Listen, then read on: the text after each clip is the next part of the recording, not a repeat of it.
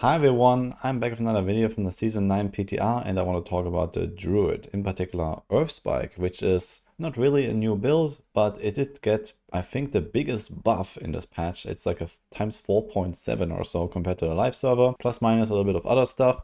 So it is actually suddenly kind of a playable build, it turns out. Now the thing is that Druid in general is just not looking very hot right now for Season 9, I gotta say.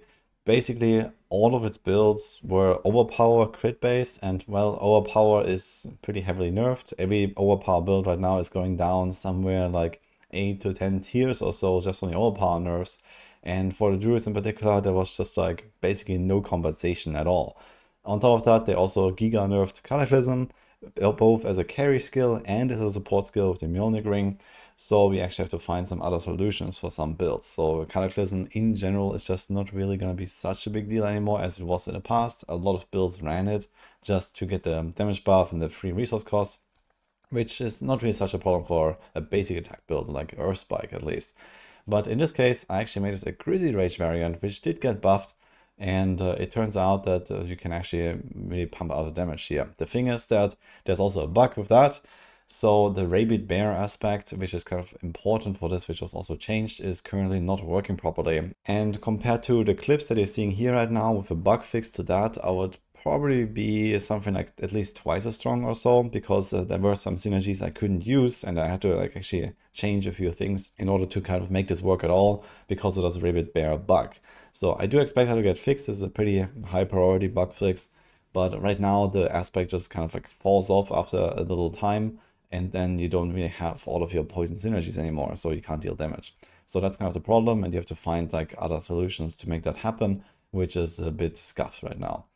But yeah, outside of that, I mean, I'm kind of cruising here. It's like not really a super high-end build or so, but I think this will probably go all the way to something like Pit 90 or so in the next season if they fix that Rabid Bear bug. And who knows, maybe hopefully we're gonna see some other like buffs to Druid overall, because the entire class is just looking like it's currently the weakest. A lot of classes have builds that go into the Pit 100 plus range on the higher end.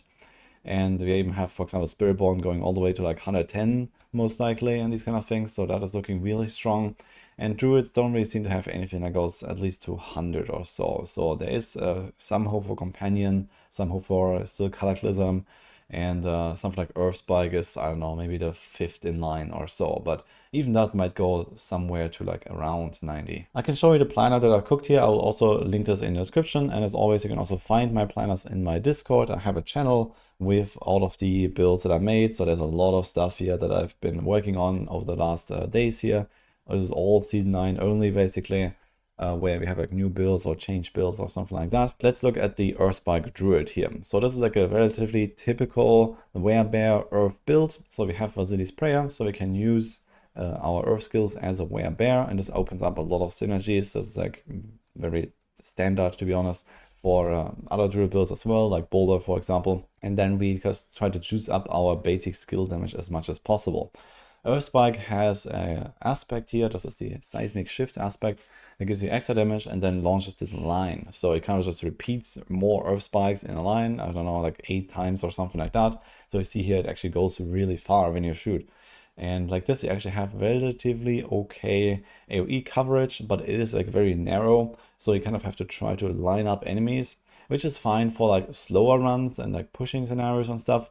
And it is just not really that easy to go very fast. So doing like a 90-second pit clears or so for XP farming, for example, is probably not really happening unless you go very low tier where you just one tap everything, but that will be like, I don't know, 65 or something. A good thing though is that the boss kill is usually relatively fast compared to the clear, because you have this narrow AoE, so it kind of takes a long time to get there, but then you have the damage that is kind of blasted down relatively quickly, which is a bit special for Earth builds in particular, because they actually rely on staggering bosses and like dealing damage to crowd control enemies and stuff like that. And again, I'm actually running the Crash Stone aspect here, which gives me extra damage against crowd control enemies instead of Rabid Bear, which would give me consistent overall damage output all the time.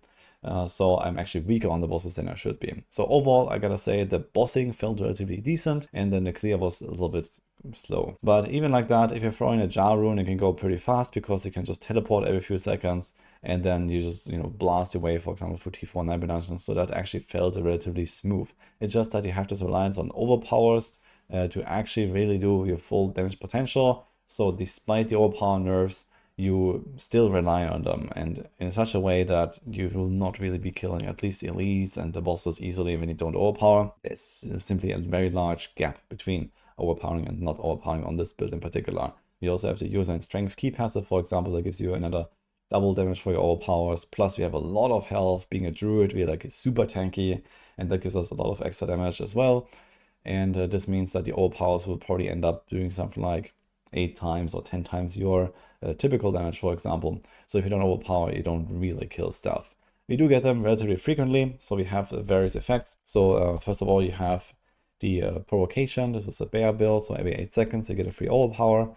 Earthspike itself doesn't actually have any overpower synergies like pull, for example, but we also have the obsidian slam. So every 7th cast will be an overpower as well, and we attack pretty fast, so this should happen at least like every 2 seconds or 1.5 seconds or so, because we attack really quickly, and like this you kind of have a consistent damage output. One special thing that I included here was actually the 3 companions. So you're basically cosplaying like a season 1 Druid right now with the old Shepherd's aspect, where you wanted to have all the companions, but we don't actually use that, and that Shepherd aspect is reworked anyway. But we have the Nagu rune, so that's the main reason here to run all these companions, and there's not really much else to put on your bars that you want to press anyway. If you play Grizzly Rage, then you will only have the bear skills, the earth skills because of the basilis, and your companion skills on the bar anyway, so we can't really put much. There's no blood howl we can put here, or hurricane or so anyway, because we can't use them in the Grizzly Rage form, which we intend to stay in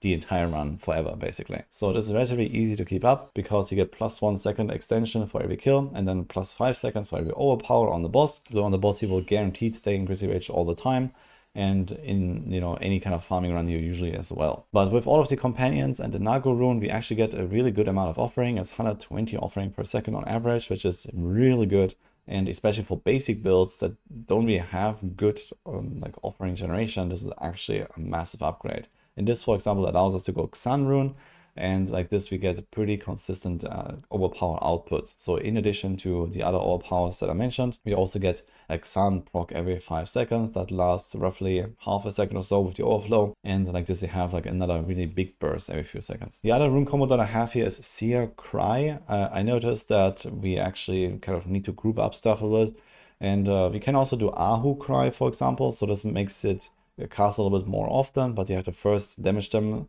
in the first place so that you can get the lucky hits. So both of these actually work relatively well, and they just kind of group up stuff for you, so that with this small line you can actually blast the entire pack.